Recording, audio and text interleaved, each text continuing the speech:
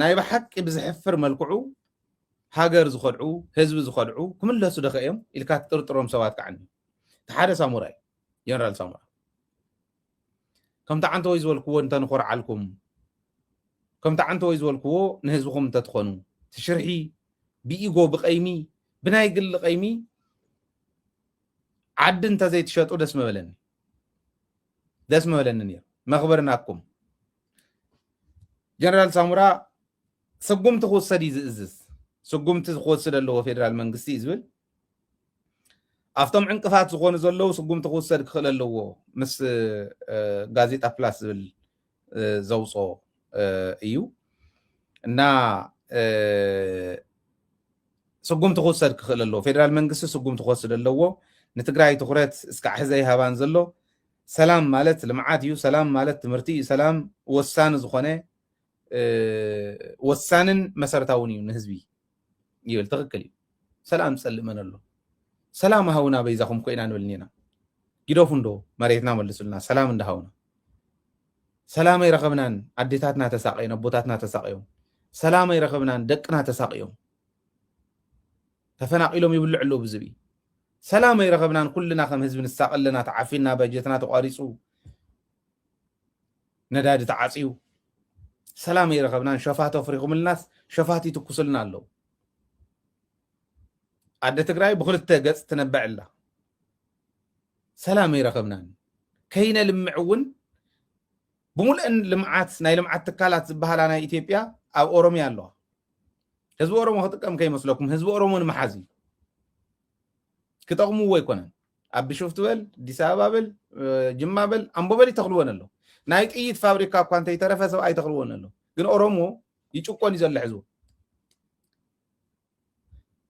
ሰላም ወሳኒ ምዃኑ ይጠፍኣና ሰላም ስለ ዝሰኣና ኢና ሕዚ ጊዶፉና እንዶ ንብል ዘለና ሳሞራ ሰላም ረኺቡሉ ሓቂ ይበልዕ ለ ይሰተ ኣሎ ሕልንኡ ግን ከብዱ ስለ ዝመልእ ትመልእ እንተኮይና እዚ ሰብ እዚ ተጋጊና ነርና ኣብቲ ደረጃ ቁሚጥናዮ ዝነበርና ምቕማጡ ማለት እዩ ከምኡ ዝረኣየኒና ሕዚ ስጉም ትወስድ ኣለዎ ይብል ኣብ መን ስጉም ትወስድ ይገርም እዩ ከመይ ዝበለ ጉዳጉዲ ወሪድዎም እኒሄ መሰናኸልቲ ኣለዉ እዮም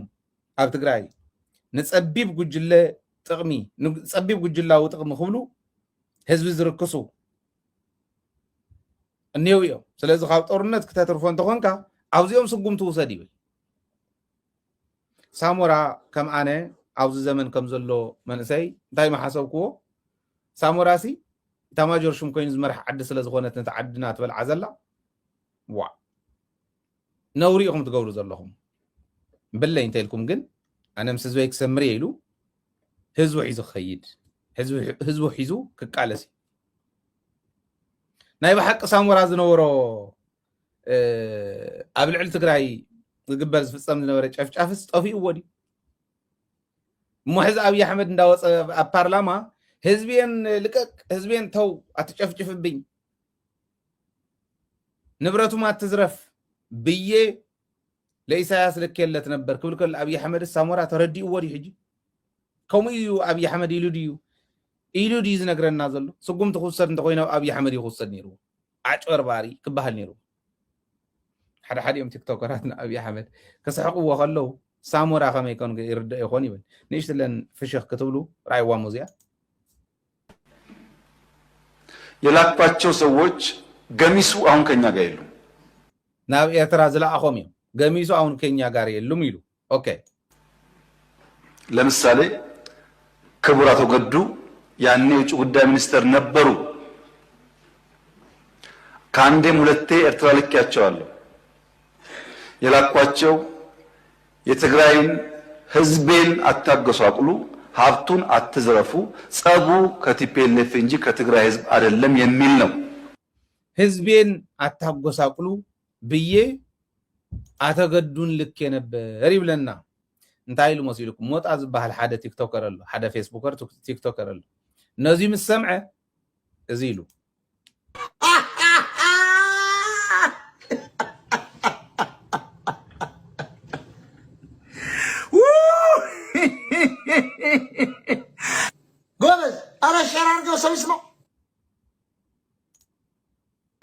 ከአንዴም ሁለቴ ኤርትራ ልኬያቸዋለሁ። የላኳቸው የትግራይን ህዝቤን አታገሷቅሉ፣ ሀብቱን አትዝረፉ፣ ጸቡ ከቲፒኤልኤፍ እንጂ ከትግራይ ህዝብ አይደለም የሚል ነው።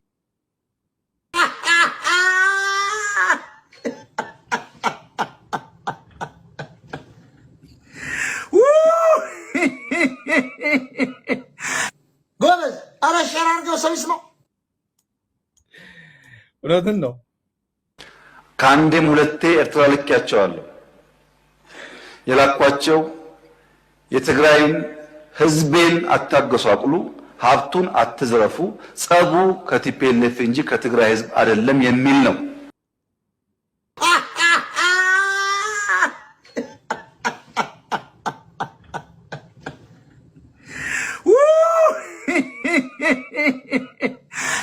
ጎበዝ አረሻር አርገው ሰው ይስማው። እና እዚ ሕዚ ምናልባሽ ንሳሞራ እንተ ተረድኦ ኢለ ኣብ መን ስጉምቲ ክውሰድ ነይርዎ? ስጉምቲ ተተወሲድስ ኣብቲ ዝሕሱ ዘሎ ንበዓል ሞጣ እኳ ስሒቕዎ። በዓል ሳሞራ ኣብ ኣዲስ ኣበባ ኮይኖም ስጉምቲ ውሰደ ብሕወሓት ይብሉ፣ ካሊእ ተኣምር ይብሉ። ስጉምቲ ውሰደ ብቲዲኤፍ ይብሉ። ኣብ ቲዲኤፍ ከም ዝብሉ ብምንታይ ፈሊጥካ ክትብሉ ትኽእሉ ኢኹም? እቲ ካልኣይ ካብቶም ክልተ ክሒዶም እዮም ኢለ ማለት ብዙሓት እንዲኦም ዞም ዝኸሓዱ ናይ ክልቲኦም ግን ገሪሙኒ ኣብዛ ለምቅነ ስለ ዝመፀት ህዝቢ ትግራይ ጸለምቲ ከምልሰለን ንኽብል ከሎ ጸለምቲ ተምልሰን ተባሂሉ ክጭፍጨፍ ከሎ መሬትካ ይትወስድን ተባሂሉ ክጭፍጨፍ ከሎስ እንታይ ይብል ገብሩ ኣስራት?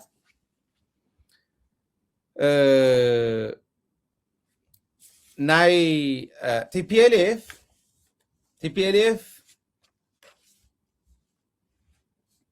ናይ ፕሪቶሪያ ውዕል ዘፍረሶ ቲፒኤልኤፍ እዩ ብግልፂ ይዛረብ። ሕወሓትን ናይ ጦር ኣበጋዛቱን መኳንንቱን ማለት እዩ መኮንናቱ ማለት እዩ እዚኣቶም ፕሪቶሪያ ዘፍረስዎ እዚኦም እዮም፣ ኣብዪ ኣሕመድ ኣይኮነን። ስምምዕነት ፕሪቶሪያ ሕወሓት ካብ ልቦ ይተቐበሎን ግዜ መግዝኢ መዳለዊ ይገይርዎ። ናይ ሰላም ስምምዕነት ኣብ ተግባር ክውዕል ኣይደልን ሕወሓት ይብል ገብሩ ኣስራት እዩ። ኣይደልን ሕወሓት። ስለዚ ዋላ ብክልቲኦም ወይ ተተግበረን እንተበልና ፌደራል መንግስቲ ግን ዝከኣሎ ገይሩ እዩ። ሕወሓት ከዓ ብዝበለፀ ንፕሪቶሪያ ኣፍሪስዎ እዩ። ንኣብነት ሕወሓት ምስ ሻዕብያ ፅምዶ ምፍጣሩ ዕጥቂ ዘይምፍትሑ ዕጥቂ ክንፈትሕ ይደልየና ገብሩ ኣስራት ኣብ ክንዲ ትግራይ ትዕጠቕ ትግራይ ትከላኸል ዓርሳ ምባል ኣብትዩ ናይ ጸለምቲ ተከዘዘብ ናይ ወልቃይት ተከዘዘብ እንዳበለ ከስልጥነልና ከሎ ሸፋቱ ናህና ናይ ባዕልና እኳ ሰታሊሉ ከሸፍት ከሎ ንዕኦም ኣይተረኣይዎን ገብሩ ኣስራት ትግራይ ምዕጣቃ እዩ። ሙሉእ ብሙሉእ ቲዲኤፍ ከረግፍ ኣለዎ ዕጥቁ። ስለዚ ዕጥቂ ዘይምርጋፉ ምስ ሻዕብያ ፅምዶ ምፍጣሩ ቀቢርዎ ዝነበረ ፅዋር ምውፅኡ ኣፅዋር ቀቢሮም ነይሮም ይብለና። ኣበየናይ ከባቢ ይኾን ኣበይ እኒሄ ተቐበረ ፅዋር እንተልካዮ የለን እኮ ንናይ ባዕሎም ቀይ ምጥራሕ የተላፋለፎም ዘለ ምስ ሻዕብያ ምስ ፋኖ ምስ ሱዳን ምፅማዱ ካብ ግጭት ተራፊ ንምዃን ይሰርሕ ከም ዘሎ ሕወሓት ይብል እሞ ብዘይ ሕጋዊ መንገዲ ሃፍቲ ዘኸዕበቱ ናይ ጦር ኣበጋዛት ኣለውዎ ዕደና እውን ዝገብሩ ምስ ሪፖርተር ዝገበረ እዩ ባይ ዕደና እውን ዘካይዱ ዕሱባት ወታደራት ሸይጦም ዕሱብ እዩ ዝብሎ ነቲ ሰራዊትና ባይ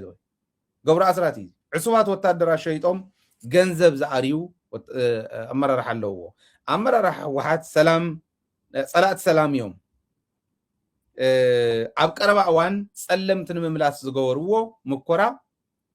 የመላኽት እዚ ጸላእቲ ሰላም ምዃኖም። ጸለምትስ ወሲዶም ማይትረፉ እዩ ዝብለና ገብሩ ኣስራት። ጸለምቲ ንምምላስ ዝገበርዎ ምኮራ ናይ ሰላም ጸላእቲ ምዃኖም ኣረጋጊጾም እዮም ይብል። እሱ ጥራሕ ከይመስለኩም ሕወሓትን ናይ ጦር ኣበጋዛቱን ኣብ ልዕሊ ትግራይ ጦርነት ንኽመፅእ ይሰርሑ ኣለዉ ይብል እሞ ቲዲኤፍ ጥራሕ እንተይኮነ ናይ ተከዘዘብ እውን ግን ብረቶም የውርዱ ይብል የፍትሓዮም ፌደራል መንግስቲ ይብል። እንታይ ማለት እዩ? TDF معرة من يزوري زلو معرة تم شفاتو تكززب زول زلو زبع تكزز زول زلو معرة نسميو TDF يولك قالو بتحرم الأختو بتغالي غعا تم شفاتون تم تكززب زبحال زلون TDFن مولج إلهم برتم كورد اللو كاوغه شفتا بعفار شفتا بسلمتي شفتا بسقوطاتيو بعلم نو علم دالهم يبلك زيات في اتقي مسلكم عد زم حدر تግራይ زم حدر نبري غور اسرات قيمي اگن تا درايف تغور زلا قيمي تبحال نيشتي ነገር زيا درايف تغور الله حزب تግራይ ናብ ገደሊቱ ንخእቱ አኺላተል ተዝገረመኒ ህወሓት በለስ ቀኒዕዎ ወልቃይት እንተ ተቆጻጽር ይብል ጸለምት ምቆጻር ጸለምትን ምምላስ ምኻድና ጥራሕ አይኮነን ህወሓት በለስ ቀኒዕዎ ወልቃይት እንተ ተቆጻጽሩ ሰላም ክመጽእ ይኽእልን ጽባሕ ነገራት ክገላወጥ ይኽእል እዮም ደቂስ ዝሓድር ሰብ እውን የለን ነቲኦም ይኮ ዘጅግን ደቂስ ዝሓድር ሰብ የለን ብጦርነት ምዕራብ ምእታው ንጽባሕ ካሊ ጦርነት ምግባዚ ከመይ ገርዳ እሞ መሬት ይረከብ ትግራዋይ እንተልካዮ መልስ የውልን ገብሩ አስራት ሕዚ ዞም ዓበይቲ እዚኦም ወለድ እንዲዮም ከም ወለዲ ከቢሮም ተዝነብሩ ደይ መሓሸኒ ወልቃይት ንምምላስ እንተነኣሰ ሃይለ ማርያም ደሳለኝ ይሓይሽ ካብ በዓል ገብሩ አስራት ወልቃይት ምምላስስ በለስ እንተቆኒዕኩም ለምዘበን ተምሊስኩማ ንዓመታ ካሊ ጦርነት ከፊቱ ክሕድጎኩም ኣለዎ ጸለምቲ ከይድኩም ክተምልሱ መሬትኩም ተመኪርኩም ናይ ጦርነት ትንኮሳ እዩ ዝብለካ ትግራዋይ ባይዘወይ መግለጽ ዘውጻልና ናይ ጌታቸው ረዳ ፓርቲ ብልጽግና አይኮነን መግለጽ ዘውጽ ህወሓት ጦርነት ጀሚራ ኢሉ ዘውጻልና መግለጺ ስምረት ዝበሃል ሸዋይነሽ ንብሎ ሓደቦ አብራያ ገባሪዮም እዚኦም ማ ኢሎም ነዞም ስምረት ዝበሃሉ አርዑተ ይኾኑ ነዊተ ይኾኑ ዕርፈ ይኾኑ ስቂሎም አጎላጉል ዝወቁል ዓይነት ተኽሊ ማለት እዮም ሕማቅ ተኽሊ ማለት እዮም ኢሎም ሕማቅ ተኽሊ መግለጽ አውጽዮምልና ሃይለ ማርያም ደሳለኝ ይሓይሽ ስለ ወልቃይት ጌታቸው ረዳ ማሕሞራ ይኮይሉ ጎንደር ይኮይሉ ናይ ጎንደር ይልዎ በዓል ሳሞራ በዓል ገብሩ አስራት ዝብልዎ ዘለው ትሰምዑ ኣለኹም በዓል ጻድቃን ዝብልዎ ትሰምዑ ኣለኹም እንተነኣሰ ሃይለ ማርያም ደሳለኝ ከምዚ ኢልኒ በትግራይ ክልል ወልቃይት አካባቢ ላይ የተነሳው ጥያቄን በተመለከተ ተመሳሳይ መስመር መከተል አለበት። ወልቃይት በትግራይ ክልል ውስጥ ነው ያለው። መጀመሪያ ጥያቄው መቅረብ ያለበት ለትግራይ ክልል መስተዳድር ይሆናል። የትግራይ ክልል መስተዳድር ችግሮቻቸውን የሚጠይቁ አካላት ካሉና እነዚህ አካላት ችግራቸውን የትግራይ ክልል የማይፈታ ከሆነ በስርዓቱ ተከትለው የፌደራል መንግስት የፌዴሬሽን ምክር ቤት አለ ይሄን መጠየቅ ይችላሉ። እዚህ አሁን ጉዳዩ ውስብስብ አይደለም። መወሳሰብ የሌለበት ጉዳይ ነው እየተወሳሰበ ያለው። ጥያቄ አለኝ የሚሉ የወልቃይት የማንነት ጥያቄ አለኝ የሚሉ አካላት የመጀመሪያው ማድረግ ያለባቸው ጉዳይ ለትግራይ ብሔራዊ ክልላዊ መንግስት ጥያቄያቸውን ማቅረብ አለባቸው። አሁንም ያሉ ካሉ ያቀርቡ፣ አቅርቦ ችግራቸውን መፍታት ይችላሉ። ስለዚህ ይሄ ውስብስብ ጉዳይ አይደለም። በህገ መንግስቱ መሰረት ይፈታል ሲባል ጥያቄ ያለው አካል ጥያቄውን ለሚመለከተው አካል ያቀርባል ማለት ነው። እስካሁን እንደሰማነው የትግራይ ብሔራዊ ክልላዊ መንግስት በቀጥታ ለኔ የቀረበልኝ ጥያቄ የለም፣ ስለዚህ መልሱን ለመስጠት አልቻልኩም፣ ግን አሁን ጥያቄው ከቀረበ መልሱን ሰጣለሁ እያለን ያለው ህጉን ተከትሎ ከመሄድ ውጪ ትርምስ መፍጠር አግባብና ተገቢ አይደለም። ዚያኔ ራታ መፍትሄት ቀላል ያ አብይ አህመድ ገብራ መኻለ ካሊህ ገብራ መኻለ ብፍላይ ቶም ናህና ቶም ናይ ባዕልና እንብሎም ዝነበርና ቶም ንቆርዓሎም ዝነበርና ሕዚ ግን ዝሕሰሩና ጠፊኣቶም የኮነትን ዚያት ሕገ መንግስት ግልጽ እያ አምሓራ ምስ ኤርትራ ይዳዎ ዝብል ኣብ ሕገ መንግስት ናይ አምሓራ ናይ ባዕሉ ሕገ መንግስት እውን የለን ኣብ ናይ ባዕሉ ሕገ መንግስት እውን የለን ካብ ሕገ መንግስቱ ካብ ናይ ባዕሉ ሕገ መንግስት ወፃእ እዩ ኣብ ትሕቲ አምሓራ በአማራ ክልል የወልቃይት ጠገዴ ሰቲት ሁመራ ዞን ዝቕልደሉ ዘሎ ሕገ መንግስት ኣብ ክንዲ ምኽባር ኣብይ አሕመድ ቦቲ ክኸድ ከሎ ትግራዋይ ከጥቅዕ ትግራዋይ ከጥፍእ ብግልፂ እውን ነጊሩና እዩ ባይዘወይ ገዱ ነጊሩና እዩ بقلصي حزب تግራይ ትበሉ በደንብ አድርገን አድቅቀነዋል እንደውም ዕሪና ክነድቆ ቆይና ኢልካኒ ኢሉ ዕሪና ክነድቆ ቆይና እውን ኢልካኒ ኢሉ ትማለ ስምዕናኩም ኢናው ሓዲኦም ናይ ገዱ ቪድዮ እንዳውፁ ገዱ ከምዚ ደይ ነበረን እዩ ትክክል እዩ ኣብቲ ዕብዳን ግዜ ገዱ ዘይገበረ የለን ገዱ ጥራሕ ኣይኮነን ኣብ ናይ ኢትዮጵያ መንግስቲ ስልጣን ዝነበረ ኩሉ ናይ ባዕሉ እጃም ገይሩ በዓል ብርሃም ዘይገበርዎ ደለዩ በዓል ሙሉ ነጋ እኮ እዮም ናይ በዓል ኣምባሳደር ስዩም መስፍን መስዋዕት ዘርድኡና ይኸው ፍጊ መቢልና የሚና እንታይ ክትገብሩ ኢኹም ዝበሉና ሙሉ ነጋ ናብሩ ይገብር ኣሎ ካናዳ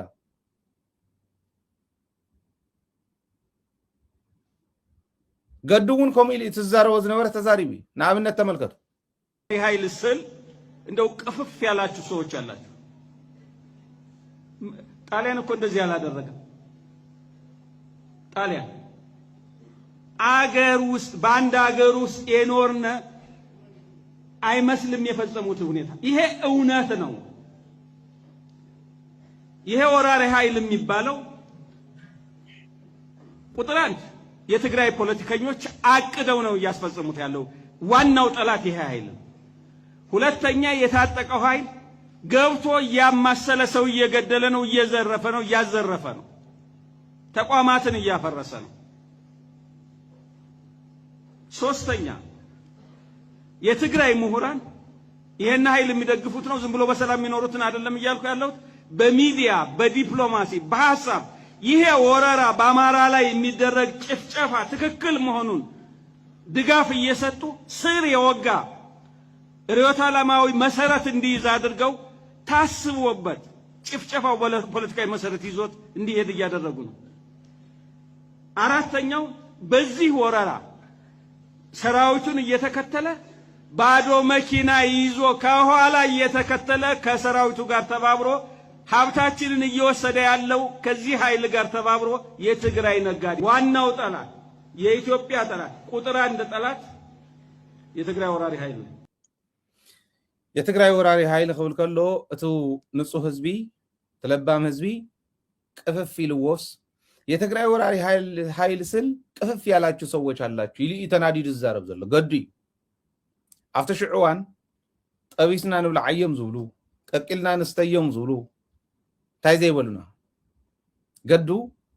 ሃገር ከም ሃገር ጠፊኣ ከም ምዃና ሕዘብ ደብዳቤ ነጊሩና ትግራይ ዝበሃል እውነት ለመናገር ከትግራይ ህዝብ ጎን የቆመ አልነበረም ከጥቂት ፖለቲከኞች የኢትዮጵያ ፖለቲከኞችና የዓለም አቀፍ ድርጅቶች በስተቀር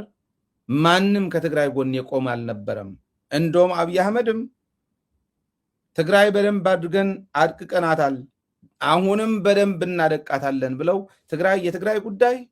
ለድርድር ሳይሆን እርግፍ አድርጎ ለመተው ነበር የተዘጋጁት ይልዩ ዘምጦ ተናሲሁኒ ደገወጽዩ እውነት ለመናገር በትግራይ ላይ የተፈጸመው እኔ አካል የዛ አካል ሁኜ ስለፈጸምኩ ይጸጽተኛል ይሉ የሐይሽ ይናሳህያ አነ ንስይ መስፍን በዓለባይ ፀሐየ ተደፊኦም ልኩም ነው ስቅበሉ ኢለ ንመንሰይ ትግራይ ኮሙ ምሕላፈይ ይናሳሐይ ኮይለና ንሙሉ ነጋ አይበለና አብርሃም በላይ አዴታት ትግራይ ሒዙ የድፊሩ ከም እንስሳ ሒዙ የድፊሩ ይቅርታ እኮ ይበለ ጌታቸው ነቶም ዝደፈሩ ነቶም ከም ገይሮም ዓዲ ዘጨፍጨፉ ብለይት እኮ ይኸውል ሰዲድዎ ይቅርታ ይበሉን ገዱ ይቅርታ ይሉሉ እንተናአሰ ከምዙ ትማል ዘልዓልናዮ ብዝርዝር ንአብይ አሕመድ ዘቃልዓሎ ብቻ ናልናውን ኣለኩም ንወይኑ ንአብይ አሕመድ ብደንብ ጌርና ንዓለም እዚ ዝመስል አብይ አሕመድ ኢልና ክንዛረብ እንተናአሰ መረዳእታ ይውናል እንተናአሰ ናብ ኤርትራ ዝተለኣኸሉ መንገዲ ዝነገረና ማንም ኣይመፈለጠን ጽቡቕ እዩ ገይሩ ፈጣሪ እንዲ ዝሕግዘና አብይ አሕመድ ተለፋሊፉ አንተ ወይ ዝስሕቆ ዝነበረ ከም ዝተለፋለፈ እታ ናይ ኤርትራ እምበኣር እዚኣ ነይራ ኢሉ ዝተዛረባ ንወያነ ብሓቢርና ስለ ዘጥቃዕናዮም ኳዕ ደስ በለካ ሰሜን እዚ ተበቲኑ ዝነበረ ደራጅኻ ምምላስካ ብጣዕሚ ነመስግን ናይ ዓለም ለኸ ድርጅታትን ሚድያታትን ይዘምታልና ኣለዋ እሞ ንጠንቀቕ ኩልና እና ጦርነት ተወዲኡ እሞ ንውፃእ ሰራዊትካ ውፅእ دخو بلو يقدم ساحته تقعنو فتصم كوص يبلن كوصل له خجفجف له اتيون مسعبي تزراربنا يخالي سلا زخونه كنجفجف لنا ازي اعتهم يزبها له خمس نور نغيرنا يقرتاون يلو تنعس نحنا زلاق زخونه صلاخنا فري يكون نخيل دنا اسخم زبل خوص خلو خالي خوصينا خنعدم زلنا إيلو إيو حقهم يكون تعنتو يزرعه بيلي تلطفوا زلخم مالتي تخكليلي إيلو وي ستر حيكونن أهل عليكم أن داوله مس شفاعته تريونيل شفتانا إكلنا عتأكب ويانا هو تطفيق أن داوله أهل عليكم أن داوله دا درفو رينجر تخدينهم نريهم نيرنا جيدوفو نبل نيرنا ناي ترى قد دايم بركوز حكم يلولهم نيرنا معرفة تقرأ إذا أكلكم زوا أبي حق منقصتهم زي اللي بايزوي بصروني حتى تكوي لبام تزهلو نتزمرح زلو يمرح الله خويل كله حتتي أبي حق منقصنا يا محارا يلن أم حرام سير ترى يداوي يبلن أبي حق منقص زي اللي عد زأكل عدتات سلمتون عاوزكم تقولوا رأيي مصيدم منير إزي جيرو عد خم عدي كم تبعلو بصحف زقمطو كم زلوت في يوم دمسيسوم ودي شدش تور حنتي ترى في جنتان داولو بزقبرلو زي تقراي زنبرا نبرت كله تقحيتو توسيدو حزبال على حدا نطو حمشته كلتا جوت زاكلت فيه ايمت فيه حجوني موتي زلا كمزي تجبرو خمس تفصمو حزب تقراي ببعل قدو خمس تفصمو حزب تقراي بوتنا يقدو ايموشن زي تزاربه كم خزاربه ينور تفكلي حجكن مسامح راس امدو إلنا بني جمرلو تزواصنا نسو سلا زخونه كندلدللن حدثب صماليا خوينو ولا بوكسر انت زنبرون كاراتيست انت زنبرون صماليا خوين حميمو انت يدلدله حمامو صريغو صملو نو اطفيو دليله انت يبل صلايو خنك يغل نحنا صماليا اينا نحز كندلدللنا نتاكد حدنتنا نمص خنول كلنا لكعكمتو صماليا سب ققل ديحشو خمس ديحشن دابل كامغوتات اماريص كاتقربلو نتاكدمو ناي هايل دي حيش ناي حاغوس دي حيش ناي غبر ماريام دي حيش እንዳወልና حساباتنا اكبو منمرص حدنتنا نتناخر ندلدل صملونا نطف اسكعشعو صلايننكا ندحراي ولا يلينا نصلاي كمص يخبل عكا انت يلغن مجمر يخمت لمونا زلنا حزي سلام دالمنا نن صباح نقوم كنكينا يكون زلو صباح جن انت نعسه عالم بقلص ما يتنبر بلمنا يكون حجي ولا لمن كات عريقا صلاه خان تفلالي خيوم انا اسكوس حزي سرفايف زغبر حزب تግራይ كم حزبي ولا اندات تصرفو اندات واردو اتوم حزبوم زنيو ጎን حزبوم زنيو ولا እና ተዋረዱ ሐላፍነት ወሲዶም ስለዝወሰኑ ከመይ ሙስዝ ነበረ ኢሞሽን ሙስዝ በጽሐና ጸገም ጾምደ ንፍጠር ኢልካም ዝራብ ከቢዲ ጾምደ ስለዝበልና ኢና ንጽረፍ ዘለና ትሪኡ ወሎ ግን ትጾምዶ 1000 ኪሎ ሜትር ድፋዕ ደሰዩ ሕዝኮ ተቆምተ ዘይንገብር ነርና ሃገራቴን ክልቴን ኢትዮጵያን ኤርትራ ዲፕሎማሲያዊ ረኽቢ ዘላቕ ዝኾነ ጸላእ የለን ዘላቕ ዝኾነ ፈታዊ የለን ፖለቲካ حجون قديمنا شخالنا بدنب እንዳድልደልና انت زي كيدنا صقمي فلطو تردينا اينا نسرح زلنا ስለዚህ ተጨፍጨፍና ይቆነ ንጭፍጨፋ ብጭፍጨፋ አንተ ፈዲኻያ ትርጉም ይተምስ ታጽምዶ እንኮ መዋጽይትናያ ንዓናን ተጋሩ ታጽምዶ እንኮ መዋጽይቶም ያን ንኤርትራውያ ሕጂ እንታይ ንገብር ፖለቲከኛ ዘይነቅሎ ህዝባዊ ሽኻል ንሽከል نتكل بحاليا حزبي اون يغور تصمدو ስለዚህ ህዝቢ ኦን ዝገበረ ጽምዶ ማንም ተራ ፖለቲከኛ መጽ ይፍርሶን ተራ ንፋስ ይፍርሶን ከማን ሆትኮን ይትናተ ሕቶታት ዝነበረ በትግራይውን ጥርጣረ ከይሉ በኤርትራውን ጥርጣረ ከይሉ እና ተቃረብካ ትኸል ሕጽቡን ኸደለና ጽቡቆሉ ሕዚ በጣም ጽቡቆሉ በግልጽ ንቀጻሉን ካው እንዳበለጸ እንዳጸበቀ ኸደሎ ስለተ ሓናፈትካ ዝመጽ ነገር የለ أفتات صمدو كابيتالايز نقول بمحراونكم بعفارونكم سودان كا سوداني إزيو سلازي إزي جيرنا إنا كنحلف النخل كنحلفو النخل تو ناي صلاة الشرح قبل دليل إزي ندحري لي عب سلمتي تقبر أسرات زولا زنورة خمز اللي خوينو قبر أسرات زولا زنورة مالت نحنا نخينا ملس مريتنا نخينا ملس صلاة زقبر زلو عجوهم زلوهم زلو باندات هاتونكم زلو خوينو عبل على سلمتي طابيا مدر حمشو زبحال مدر حمشو زبحال طابيا اب كباب فيلوها ناب كاب فيلوها 15 كيلومتر كباب زركب يመስلني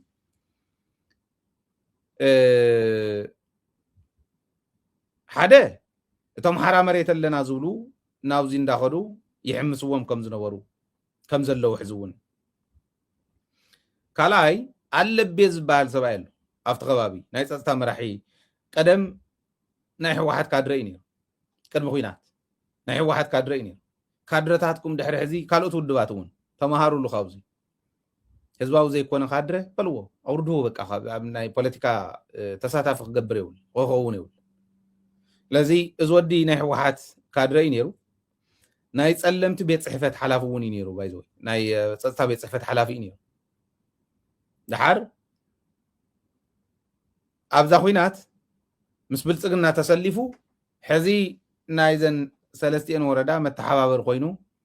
ይኸደሎ እቲ ኮማንድ ፖስት ዝመርሕ ኮይኑ ይኸደሎ ቲዲኤፍ ምስ ተመለሱ ተመለስቲ ናብ ፀለምቲ እውን ምስ ተመለሱ ነዚኣቶም እንዳዓረዩ ተቃሊስኩም ነርኩም ኢኹም ከምዚ ነርኩም ኢኹም እንዳበሉ ዝጥቅሙ እውን ሰባት ኣለው ክጥቅሙ ከለው ናብዮም ዝጥቅሙ ስጉምቲ ዘውስድ ንሱ እዩ መከሮም ዘብልዖም ዘሎ ንሱ እዩ ተከዘ ምላሽ ትግራይ የለን ይብል እዝን ንየማዕደኹም ስገሩ ይብሎም ማለት እዩ ኣብዚዩ ኣብዛሎም ቅነ ፀለምቲ መሬትና ንምምላስ ተጋደልትና ክኸዱ ከለው ነቶም መማሓደርቲ ጣብያ ተባሂሎም ኣብዚ ጣብያ እዚ እውን መማሓደርቲ ኮይኖም ተቐሚጦም ዝነበሩ ሰባት ክሰግዎም ጀሚሮም ክጥቅምዎም ጀሚሮም ሳቶም ከዓ ሰጊኦም ሂወቶም ከድሕኑ ሰጊሮም መፅኦም ተመሊሶም ሕጂ ኸይዱ ዋና መሻርክቲ ብልፅግና ዝኾኑ መሻርክቱ ዝኾኑ ግለሰባት ተቐሚጡ ኣሎ ምቕማጦም ኣይኮነን ነቲ ህዝቢ ትግራዋይ ኢኻ እናበሉ ትግራዋይ ነምሓራን ገይሮም ተከዘ ምላሽ ይገብርዎ እሞ ትግራዋይ ብምዃኑ ጥራሕ ኣብ መሬት ፀለምቲ የሳጉግዎ ይሃድም እዚ ህዝቢ እዚ ባይዘወይ ልቢልና እንተርኢና ልክዕ ከም ኣብዘን ቦርደር ዘለዋ ብሙለን ብደቡብ እውን ብሰሜን እውን ብምዕራብ እውን ብምብራቅ እውን ራእይ ቦርደር ዘሎ ኩሉ ለይት እንዳሃደመ ቀትር እንዳሃደመ ለይት እንዳተመለሰ ብገፁ ዝሓድር እዩ ትግራዋይነቱ መንነቱ ይርክብን ዝበለ ባንዳ ይኮንን ዝበለ ከምዞም ገሊኦም ባንዳ ኮይኖም ዝሳድዱ ዘሎ ጅግና ህዝቢ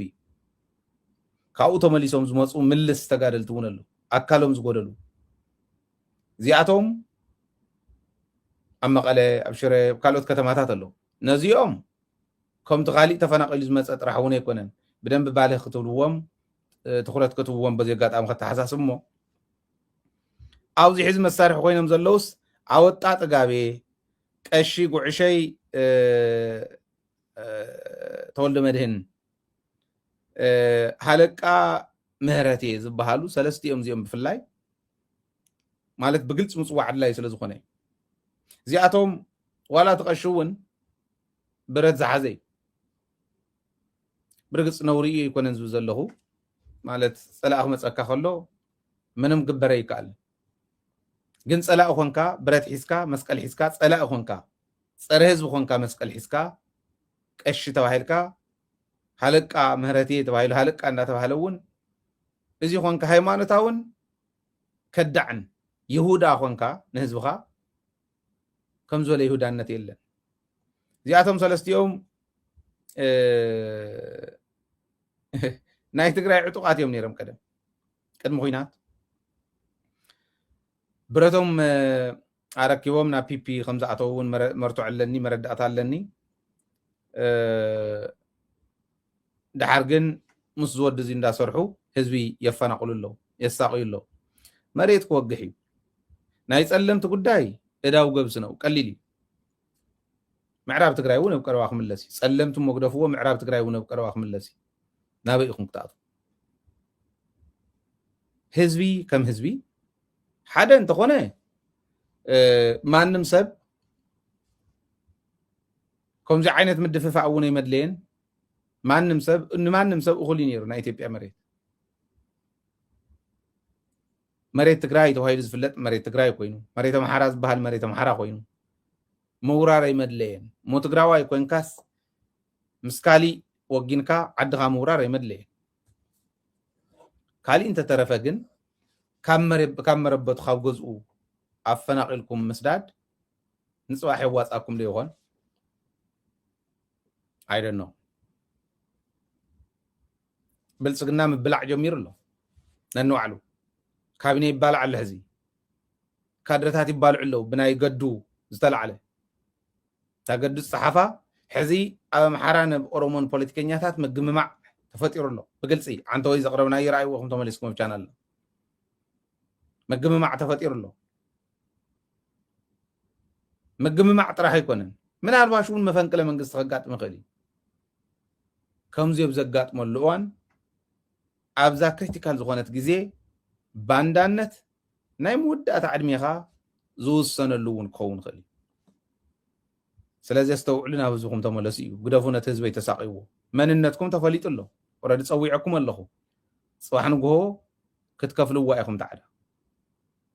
ዋጋ ክትከፍሉ ኢኹም ሰባት ስለዝኾንኩም ጥራሕ ተጋሩ ስለዝኾንኩም አይኮነን ትግራዋይነት በመውላድ አይኮነን ኢለኩም ሰባት ስለዝኾንኩም ጥራሕ ክትሓስቡ ትኽእሉ እንተኾንኩም ዋጋ ከፍለኩም ዝኽእል ስራሕ ትሰርሕኩም ዘለኹም ፍለጥዎ ክብለለ እንተ ተጋራላይ ትግራይ ግን ሓደ ግዜ ኣብቲ ጽዕጽዕ ኩናት እንዳሃለና ወድም በይተይ ተዛረባ ነይራ እዚኦም እንዳሃለው ከነጥፋአኩም ኢና ዝውል ጸላእት እስካዕ ዘለው መማረጽ ይብልና ሰሳ መማረጺ ተሓዝን ኸዳ ዘለና መኸተ ሓድነትና ነስጥም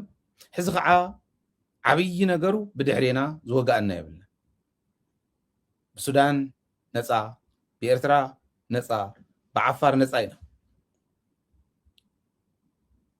በዓፋር መንግስት ጥራሕ ናይ ዓፋር መንግስት ጥራሕ ከይመስለኩም ዝውንኖ ሕዚ 16 ክፍለ ጠርየን ተደሚረን ናይ ዓፋር ናይ ክልቲኡ ተህዝቡውን ኣብ ጎኒ እዚኦም እዩ ተጨቂኑ ዝነብር ተዘይኮይኑ ሪኢኹም ኢኹም መበራሕለ ንትግራይ ማክትወገኡ ትኽእሉ ንጠጠው ቢልዎም ሸፋቱ ተሓዝ ወድም በይተይ ዝዛረባ ዝነበረ ተጋሩን ተየጥፋእና ይነብርን ኢሉ ሰፊሮሙና እኮ እዮም ናይ ትግራይ ህዝቢ 5 ሚልዮን ክኾን ይኽእል እዩ 5 ሚልዮን ተመዲብናሉ ዝተረፈ 25 ሚልዮን ናይ አምሓራ ክነብር ኢሎ 5 ሚልዮን መዲቦም ሓደ ቀጥፎና ንሱ ይዝብል ዘሎ ተተሓሳስባ ንሱ ናይ አምሓራ ይኮነ ናይ አምሓራ ህዝቢ ኹም ይሓስብ አምሓራን ትግራይን ተሓጋግዙ ይነብር ናይ አምሓራ ገባር ኣድግጽዕንን ኣውሮፓ ኸይደ ይኮነን ሸይጥ ይሽምት ኣድግጽዕንን ትግራይ ዝመጽ ናይ ትግራይ ገባሩን ኮሚ አምሓራይን ትግራዋይን ተሓጋግዙ ተሓባቢሩ ዝመጽ እምበር ናይ ገዛእት መደብ ዝነበረ ፈላላይ ናይ ህዝብ ፈላላይ ከም ዝነበረ ምሲልካ መኻድ ናይ ግለሰባት ጥቕሚ ንምድልዳል እዩ ፖለቲካ ዝተረድኦም እዮም ኣዘዝቲ ሰራዊትና ከምቲ ዝሰማዕኹሞ ንሕና ንህዝቢ ይነቕፉ በቃ ቶም ከምኡ ዝብሉ እስካዕ ዘለዎ ይነብርን ቶም ከምኡ ዝብሉ ተተሓሳስባ ንሱ እስካዕ ዝጠፍእ ግን ምስ ህዝቢ አምሓራ ኮይና ክንቃለስ ኢና ጽምዶ ንብሉ ዘለና ምስ አምሓራ ንሱ እዩ ጽምዶ ንብሉ ዘለና ምስ ኤርትራ ንሱ እዩ ምስ ካሊእ እውን ከምኡ ስለዚ ታጽምዶ እውን እናጠናኸርና ኣበሳ እንተሃሊዋ ጸገም እንተሃሊዋ እንዳሓተትና ሃይለ በይኑ ክሓትትን ሃይለ ምስ ተጋሩ ብፆቱ ኮይኑ ክሓትትን ነንወይና ኢና ነንወይኒ እቲ ጥቕሙ ነንወይኒ እቲ ኢምፓክቱ ስለዚ ንምፃእ ጸገም ኣለዎ እንተኢልኩም ትጸገም ንሕተት ንተሓባበር ንምፃእ ንቀራረብ እሞ ኣነ እንተኮይነ ጸገም ዘለኒ ንኣብነት ኣካይዳይ እንድሕር ቀልጢፈ ኮይነ ተቐልጢፍካ እዚኣ ትመፅእ ኢልኩም ንዓይ ምሂርኩም ኢኹም ትመልሱኒ ካሊእ እውን ከምኡ እንድሕር ገይሩኹም ስኢልካ ንምንቁሻሽ ናይ ምብሽሻቅ ዓይነት ፖለቲካ ብተጋሩ እሞ ከዓ ፀበባ ኮይና ግን ኣየዋፅን ንሱ ኣየዋፅን ገሌና ሓረርቲ ገሌና ምሕረርቲ ኮይና ክንከይድ የብልና ፀላእትና ንሕረር ኣተሓሳስባታቶም ፀላእቲ ትግራይ ዝኾነ ኣተሓሳስባታት ንሕረር ንስዓሮም ንዕኦም ክንስዕር ከለና ግን ዘለኣለማዊ ዝኾነ ስዕረት ክወርዶም ክኽእል ኣሎ ዘለኣለማዊ ዝኾነ ስዕረት ከዓ ዘለኣለማዊ ዝኾነ ሓድነት እዩ ዝመፅእ ዘለኣለማዊ ዝኾነ ሓድነት ከዓ ብሄራዊ ሓድነትካ ኣብ ብሄራዊ ጥቕሚ ክምርኮስ ከሎ ብሄራዊ ጥቕሚ ብሕጊ ክድገፍ ከሎ ሕጊ ተሓታትነት እንዳረጋገፀ ክኽር ከሎ እዚአን እንተንስተ እዚአን እንተ ጌርና ፀላእትና ክንስዕር ኢና እዚአን እንተ ዘይጌርና ህዝቢ ትግራይ ይስዓርን መስዋዕትነት ግን ክውስኽ ክኽእል እዩ ስለዚ መስዋዕትነት ከይነውስኽ ነቱ ኣብ መስዋዕቲ ዝነበረ ህዝቢ ተንሕዚ ዝበልክዎን ምግባር ናይ ግድን እዩ ማለት እዩ ዋላ ዝበደለ መፅኡ ይቅርታ እንተኢሉ ሕዚ ናይ ግድን እዩ ሕዚ እንተዘይሉ ግን እመኑኒ ኣነ ማለት ዝቕልድ ዘለኹ ከይመስለኩም ወይ ንፖለቲካ ተባሂሉ ዝዛረቦ ዘሎ ከይመስለኩም ሕዚ እንተዘይሰሪሕኩምማ ትሩፍ እዩ ንዓኹም ምክንያቱ ፅባሕ ሃገር ኮይና ዝዓዲ እዚኣ ክትርእይዋ ኢኹም ብማዕዶ ተሓተቲ ኮይንኩም ከይትተርፉ ግዜ ኣለኩም ተመለሱ ባህልየ